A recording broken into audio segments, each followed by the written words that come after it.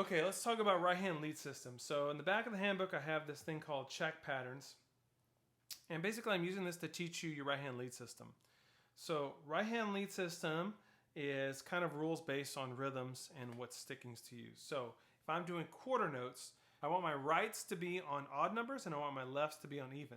So if I'm going 1, 2, 3, 4, even if I have a rest and I go, let's say for example number 3, even if I go 1, rest, I'm not going to go left next because it's the next hand.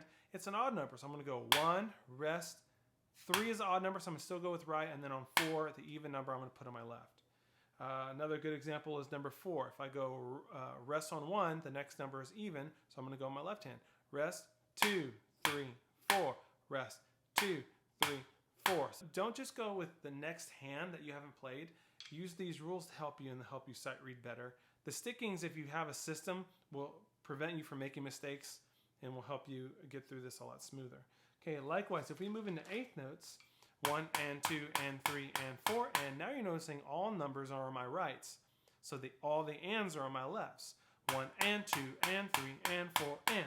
So if I'm looking at like number 8, that's going to be rest and, so I'm going to start on my left. Rest and 2, rest and 4, right? So don't just start in your right hand because that's the first hand. The ands when you do eighth notes are going to be on your left hand. All right, now if we get to the next one, 16th notes, now 1 E and a 2 E and a, now you're noticing 1 and 2 and 3 and now my numbers and ands are all on my rights. Now my E's and U's are on my lefts. So if I'm doing something like number 1, 1 E and 2 E and 3 E and 4 E and, I'm not just going to go right, left, left. I'm going to go 1 E and 2 E and, then all numbers and ands start on my right. Okay, and then if I get to something like number 4, rest E and A, if I'm starting on the E, it's going to start on my left. Rest E and A, rest E and A. Or number 2, 1 E, 2 E. I'm not going to go 1 E, My is my left. 1 E, 2 E, E's and U's are on the left. So obviously, not all music is going to be quarter notes and eighth notes and 16th notes all by itself. Usually it's mixed in together. You're going to have a mixture of these rules. I would usually default to the 16th note rules and then back it up to the eighth note rules and to the quarter note rules. So let's say you have a rhythm that goes 1, 2 E and a 3 and 4. So just because I go 1 and then 2 is next, usually 2 on a quarter note rules is a left hand. Because it's 16th notes, I'm going to default to 16th notes. I'm going to go 1 on the 16th notes, 2 E and I'm going to go right, left, 2 E and a 3 and 4. And again, because it's on beat 4, that's an even number. Usually that's a left hand, but I'm going to go right because I'm going to let the eighth note rule finish.